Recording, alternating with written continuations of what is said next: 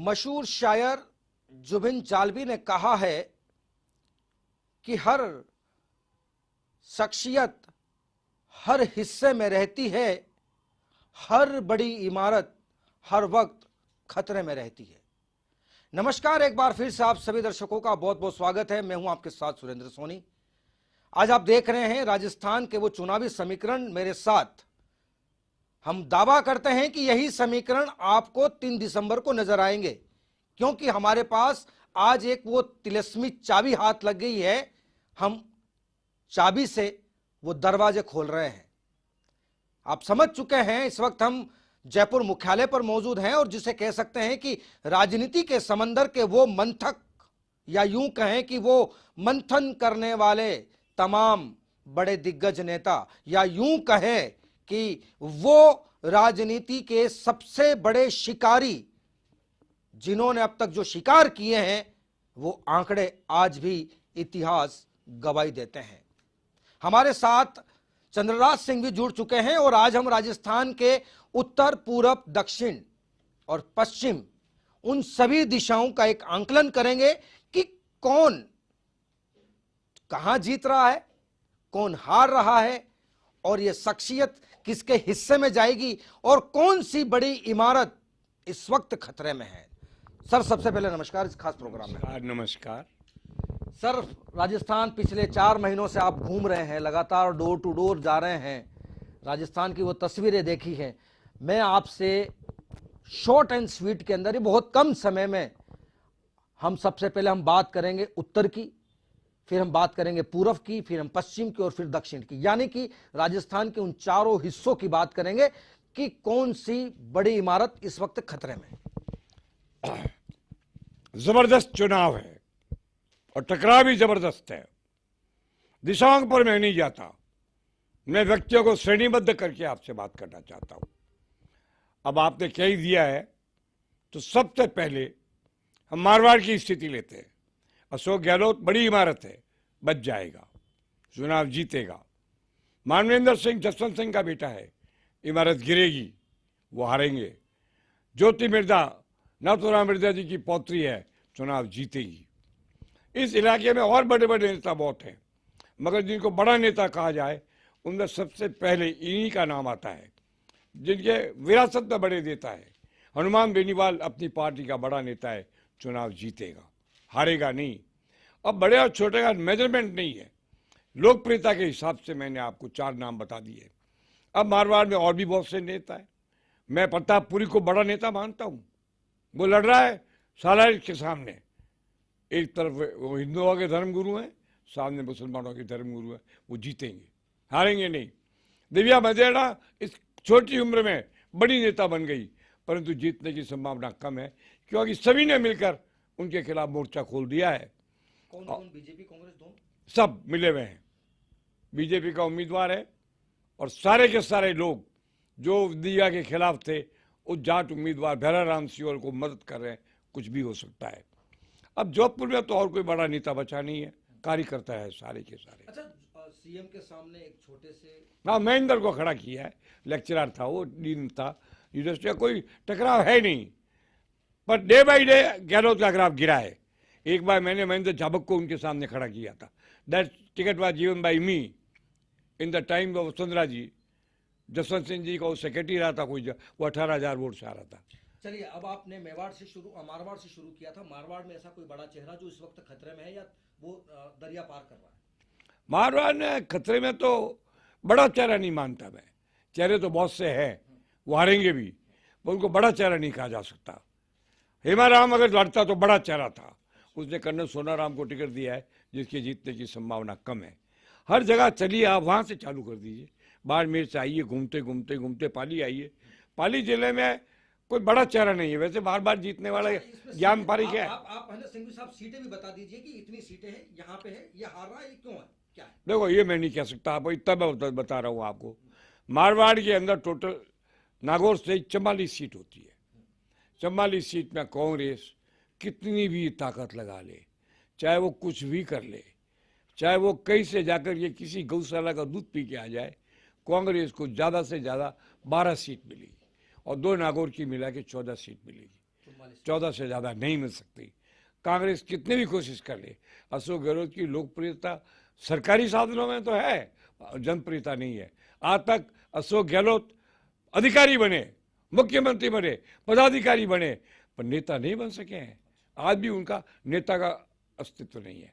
जो नाथुराम मिर्जा हुआ करते थे, जयनारायण व्यास हुआ करते थे, हरदेव जोशी हुआ। मारवाड़ के बाद अब सिंघवी साहब, हाँ आइए, उदयपुर आ जाए। बिल्कुल बिल्कुल, मेवाड़ का रुख करते हाँ मेवाड़ में आइए ना आप। मेवाड़ में एक बार नया चेहरा अवतरित हुआ है। कितनी सीट है मेवाड़? मेवाड़ में टोटल सीट 28 है।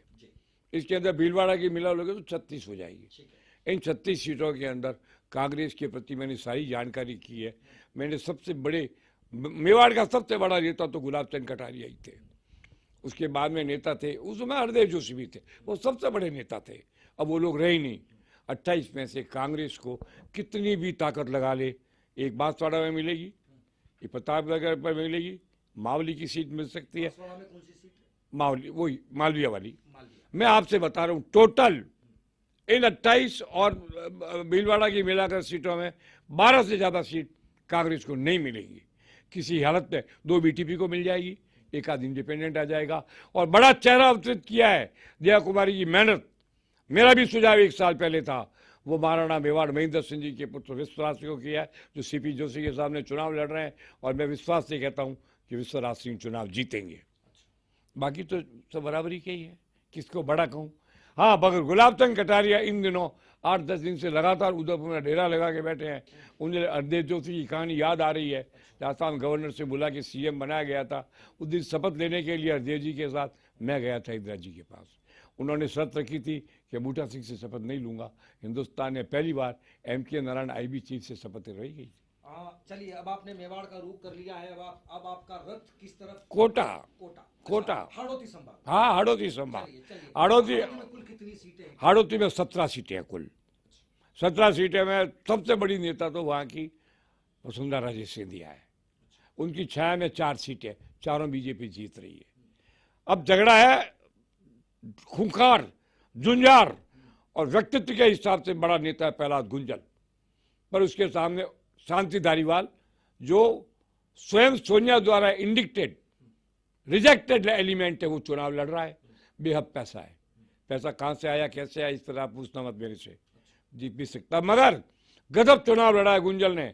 उसने एक नारे को घर घर औरतों तक पहुंचा दिया। वो स्टेटमेंट जो विधानसभा में कहा था शांति धारीवाल ने कि बलात्कार ज्यादा इसलिए होते हैं कि मर्दानगी बहुत है, ये स्टेटमेंट हर औरत के पास गया है। और मेरा दावा है कि हर जिस औरत ने स्टेटमेंट सुना होगा वो शांति धारीवाल को वोट नहीं देगी। उसके बाद में बड़ा चेहरा तो नहीं है, पर प्रबोध भाई भी सीनियर आदमियों में आता है आजकल, जीत सकता है, वो जीतेगा। कोटा संभाग में 17 में से 5 सीट कांग्रेस को मिलेगी और 2 मिल सकती है भीलवाड़ा में। 7 सीट पर इनका ये रिकॉर्ड है, 26 में से 7 सीट। ये कितने साल का रिकॉर्ड रहा है? यही बनने वाला नया रिकॉर्ड है। इस चुनाव में जरूरत से ज्यादा रेवड़िया बांट। मैंने आपसे पहले भी कहा था, एक बार पिछले इंटरव्यू में कहा था कि जो आदमी जरूरत से ज्यादा खाना खाता तो वॉमिटिंग होती है। ये जरूरत से ज्यादा रेवड़ियाँ खाई है, ये वॉमिट कर रही है, ये वॉमिट भी कर रही है और वॉमिट भी कर रही है। अच्छा, सिंघवी साहब, आपको लगता है कि जैसे कि इन चुनावों में देखा है कि जो बड़ी बड़ी जो दिग्गज तोपें थी उनको दरकिनार किया, बताया ना आपको, और तमंचों को आगे कर दिया? हाँ, कर दिया। हर आदमी चाहता है कि मेरा कार्यकर्ता ही आगे आवे, मेरा नेता साथी आगे नहीं आवे। यही नीति, अगर ये नहीं होता तो मैं कभी आगे होता। बर्दाश्त नहीं होते हैं, तगड़े लोग बर्दाश्त नहीं होते हैं। चलिए सिंघवी साहब, अब अपन हाड़ौती का रुख करते हुए आपका विजय रथ अब कहाँ की तरफ बढ़ रहा है? करौली, स्वयंदोपुर, दौसा और भरतपुर, इस इलाके की 25 सीटें कुल है।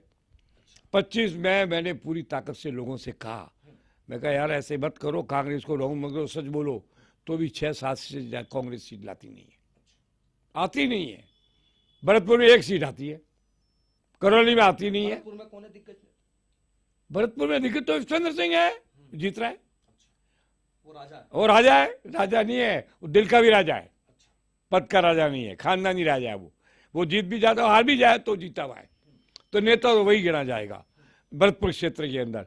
उसके बाद में इस क्षेत्र के अंदर स्वयंदोपुर शामिल है, तो खिरोलाल मीणा, बेताज का बादशाह, संघर्ष का सिपाही, जीतने का कद्दावर नेता, जिसको हराने के लिए माननीय मुख्यमंत्री ने एक कटुआ मीणा को भी खड़ा किया है।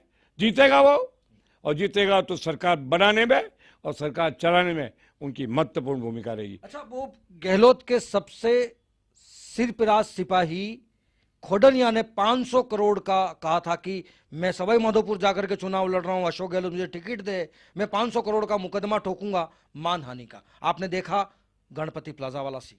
अरे वो जैन है जिसकी आप बात कर रहे हो, उसका कोई मतलब नहीं है। अशोक गहलोत का आदमी था, क्योंकि किरोड़ी लाल ने ईडी को चारों ओर से अशोक गहलोत की टीम के और घेर दिया था, उसके लिए अशोक गहलोत की चमचागिरी करके वहाँ अपने नंबर बढ़ाने के लिए खोडनिया ने ये बात कहा था। न तो उसकी औकात है, न उसकी हैसियत है, न उसका व्यक्तित्व है, न उसका कद है। इस बात को आप इग्नोर कर दीजिए। चलिए चलिए सिंघवी साहब, अब आपका विजय रथ आपके भरतपुर हो गया। अब आपका रथ किस तरफ बढ़ रहा है, कितनी सीटें कहां पर हैं, क्योंकि अब कुछ इलाका छूटा हुआ है राजस्थान का, हम उस पर भी चर्चा करेंगे। अलवर, अलवर में इतना कोई बड़ा नेता नहीं है, बहुत नेता है। आदि से बालकनाथ लड़ रहे हैं चुनाव, वो बड़े नेता मैं नहीं कह सकता, नए नए आए राजनीति में, जीत जाएंगे। तिजारा जैसी जगह में जीतना, उनको बधाई दी जाएगी। बाकी तो जसवंत यादव था, वो पहले बड़ा नेता था, अब नहीं है, वो बहरोड से लड़ रहे हैं, उनका वो बताएंगे। कांग्रेस से टीकाराम जूली बड़ा नेता है, उसको टिकट दिया था मैंने, मुझे याद है। ये जसवंत जी उसको लेके आया था मेरे पास 2003 में। बड़ा नेता नहीं है, बड़ा कार्यकर्ता है। कार्यकर्ता नेता में फर्क है। मैं हर एक को नेता नहीं मानता। नेता उसको मानता हूँ जिसके यहाँ बिना कहीं भीड़ आती हो, उसको मैं नेता मानता हूँ। जैसे सचिन पायलट, नाम छोड़, बहुत बड़ा नेता, दिग्गज नेता है कांग्रेस का, वो नेता है। अशोक गहलोत मुख्यमंत्री है, ये अंतर भूलना मत आप। नेता का श्रेय नहीं मिला अभी तक।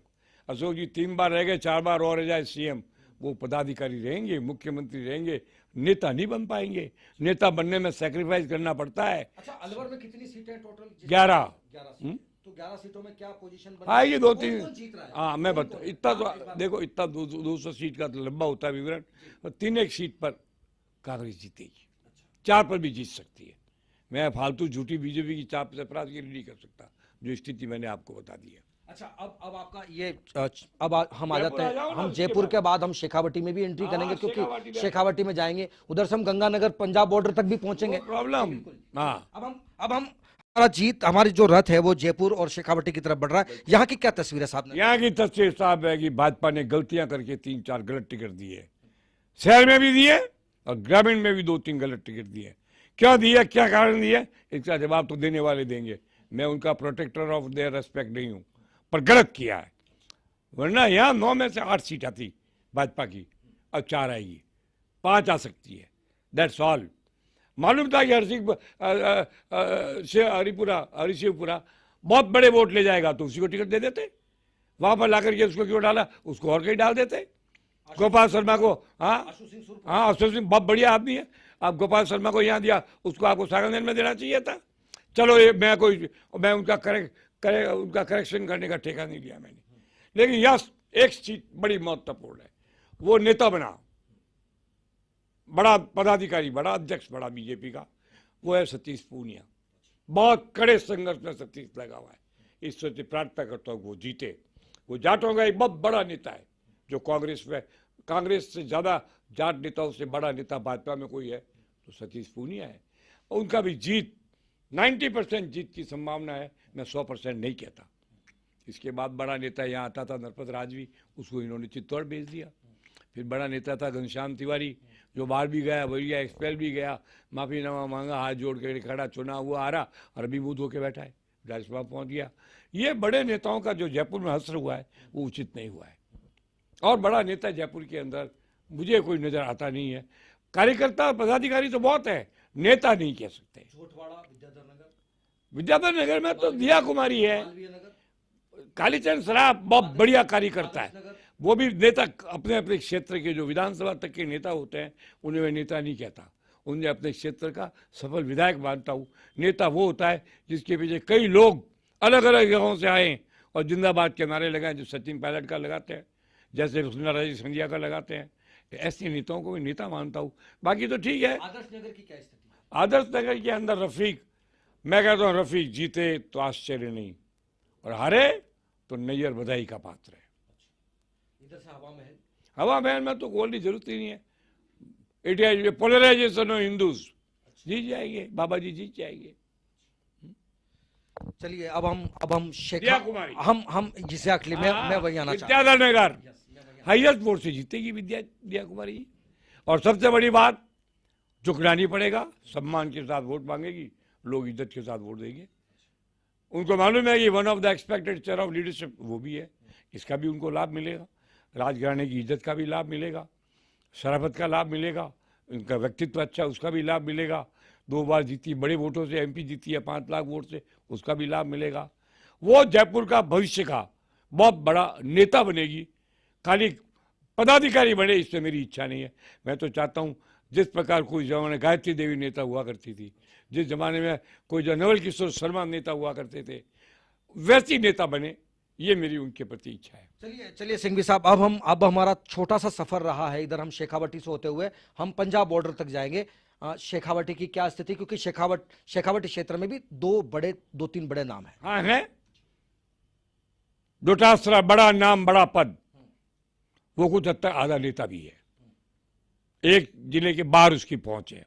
सामने सुभाष महरिया, पूर्व केंद्रीय मंत्री, अटल जी की सरकार का मंत्री, बाबा रामदेव सिंह जी जैसे महान किसान नेता का भतीजा, तगड़ा नेता है, दोनों में टकराव है, दोनों टकराव में एक ही कैजुअलिटी होनी है। आज मेरे पास खबर है कि वहाँ जोशी नाम का आदमी था जो पिछली बार लड़ा था बीजेपी से, उसको 76,000 वोट्स मिले थे, वो अब सुभाष महरिया से जुड़ गया है। अच्छा। तो सुभाष भारी हो गया, डोटासरा कमजोर हो गया। इस शेखावाटी में और भी बहुत से नेता आए हैं। तो क्या लग रहा है कि नहीं, राजेंद्र राठौड़, देखो मैं लग रहा है कि डोटासरा की बड़ी इमारत ढह जाएगी, लगता है। वो अकेले इनसे नहीं, 2 भाजपा के नेता मिल गया, एक भूतपूर्व एक वर्तमान। इसके बाद में राजेंद्र राठौड़ का टक्कर है बुढ़ानिया से, वेरी स्ट्रांग। और एक खबर है मेरे पास, जीतना चाहिए राजेंद्र राठौड़, मेरे परम मित्र हैं, उनको मंत्रिमंडल में मेरी रिकमेंडेशन वसुंधरा ने लिया था। वसुंधरा जिंदा पूछ लेना आप, उन्होंने तो मना भी किया, पर मैंने कहा था एक घनश्याम का जवाब देने के लिए उपयुक्त है, इसलिए लिया था, भूल गया वो। एनीवे, राजेंद्र राठौड़ और डोटासरा, एक ही डाउट है मेरे को, हनुमान बेनीवाल के जाटों ने अगर बुढ़ानिया को सपोर्ट दे दिया और कांग्रेस का शेड्यूल का वोट नहीं टूटा तो राजेंद्र खतरे में है, वरना राजेंद्र चुनाव जीतेगा। इस क्षेत्र के बड़े नेता थे वो तो रहे नहीं है कोई, इस चंद्रमल बैद हुआ करते थे, वो अब नहीं है।